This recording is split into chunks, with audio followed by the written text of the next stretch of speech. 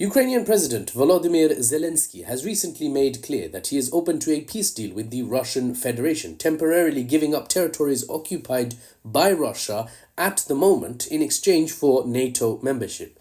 Ladies and gents, I'm going to be going through why this is a diplomatic joke of a proposal, which is unsurprising, of course, as President Zelensky was a professional comedian before he stumbled into the office of President of Ukraine. Turns out he has not lost the ability to make people laugh. His comedy stage, though, has been upgraded considerably.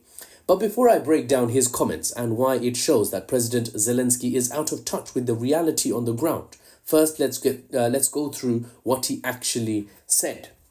He says, quote, "If we want to stop the hot phase of the war, we need to take under the NATO umbrella the territory of Ukraine that we have under our control." End quote. He says this just last week to Sky News chief correspondent.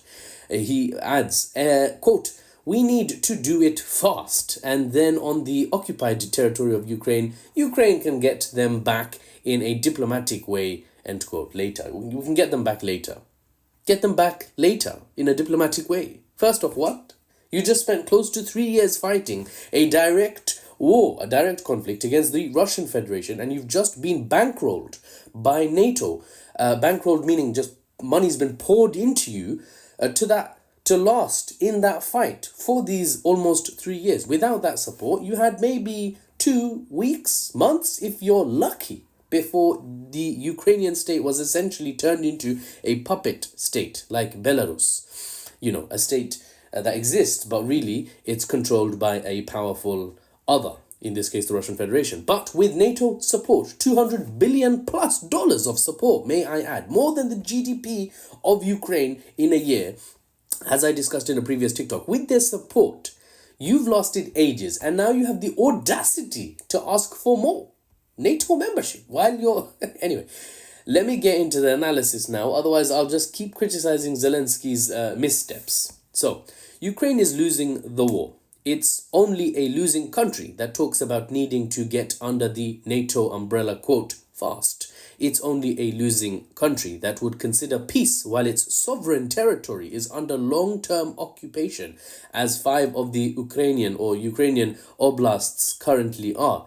Crimea, Luhansk, Donetsk, Zaporizhia, Kherson, these are all partially or fully occupied by Russia, and still Zelensky's out here talking about peace. Not that I'm complaining, but I'm saying analytically it shows something. But NATO will not accept, by the way, such a ridiculous request. Taking Ukraine into NATO while it's at war directly with Russia is a quick way to make the Baltic states valid targets for the Russian Federation. An attack on one, after all, is an attack on all. So you don't bring in one who's already being attacked. The Baltic states, by the way, are Estonia, Lithuania, and Latvia. War support for this conflict in Eastern Europe is already rapidly dropping. The war is in Eastern Europe, sorry, but the war support is from Western Europe. And the war support is already rapidly dropping across all NATO states that are providing the most funding. The UK, Germany, and France, the 3 big ones, all have growing public support for limiting or halting funding for the war in Ukraine. And can you blame them? Here in the UK, our NHS, our National Health Service, is on its knees, is struggling. And a third of children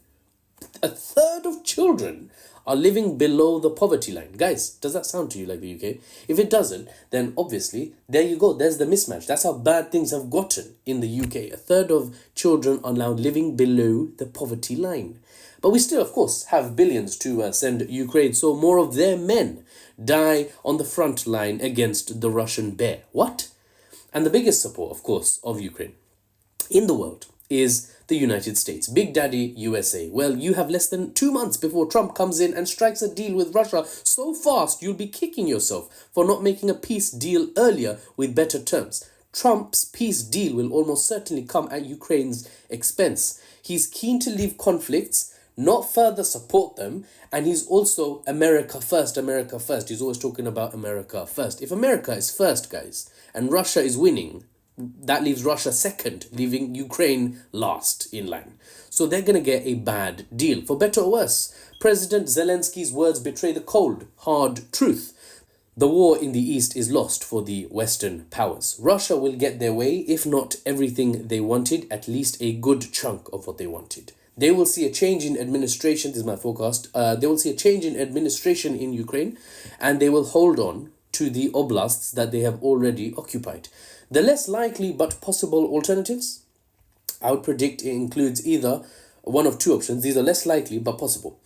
One of two options. Russia carrying on the fight at the current intensity until Ukraine buckles and attritional losses and the withdrawing of NATO support leads to a Russian peace acceptance, but with more demands on the Russian side. So the Ukrainians will have to give up more to Russia if the war carries on and peace isn't achieved soon, in the next 2 or 3 months. And the second option is Russia may make a hard push. This is unlikely, by the way, but it's a possibility analytically. Russia may make a hard push for the Mykolaiv and Odessa oblasts, two other oblasts in the western region of Ukraine, cutting off Ukraine from the Black Sea completely and providing Russia with a land border with Moldova, a key Eastern European country not in NATO. Time will tell, as it always does. We continue to learn and we continue not to just eat up whatever the state we live in spoon feeds us. We can come to our own conclusions. Thank you very much. And we continue, of course, to hope for peace so no more lives are lost needlessly, sacrificed to the ambitions of heads of state or the warmongering elites whose lives, livelihoods and family members are almost never on the line. It's always us, the common people, whose lives and livelihoods are on the line. I'll see you on the next one.